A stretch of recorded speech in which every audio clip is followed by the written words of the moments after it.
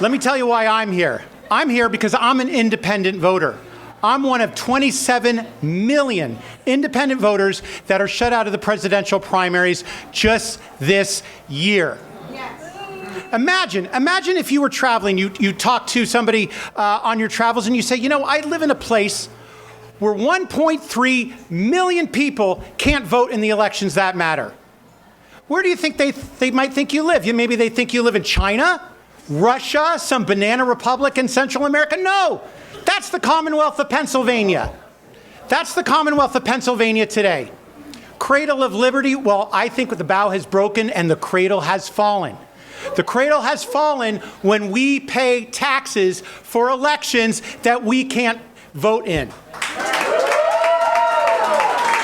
Now, I seem to recall when I was a young kid growing up that we fought a revolution about no taxation without representation.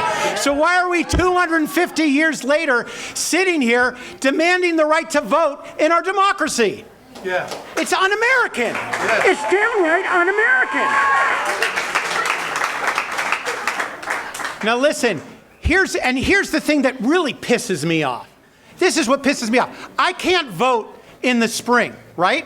But what happens in October if you're an independent voter? What happens? You get a call. You get a call and it says, you got to come out to vote. Voting is really important. Your vote matters in our democracy. We need to hear from you. Well, where were you in the spring when I wanted to vote? Where were you in the spring when I wanted to vote? I want to read to you a text I received. I live just up the I-95 corridor. I'm in Brooklyn, but I come here a lot.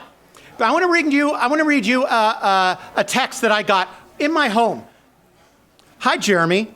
I'm Sheila, a volunteer with New York City Votes.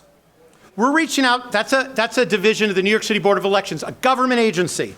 We're reaching out to let you know that you currently cannot vote in primary elections as a voter not affiliated with a party.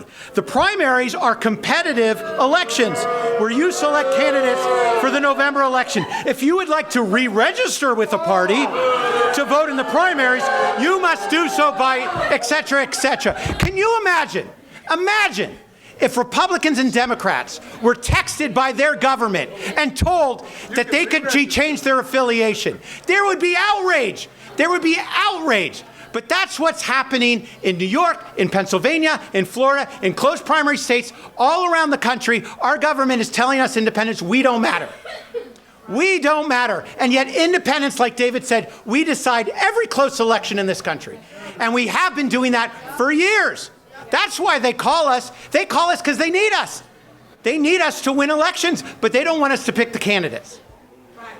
Now, I'm here because I want to see open primaries in the state of Pennsylvania. I want to see open primaries in the state of New York. I want to see open primaries in the state of Florida. I want to see open primaries around this country. Because until you let all voters vote, you will not see true democracy in America. Do you know that if you're an independent voter in America today, you can't be in Pennsylvania right now, if you're an independent voter, you can't be a poll worker.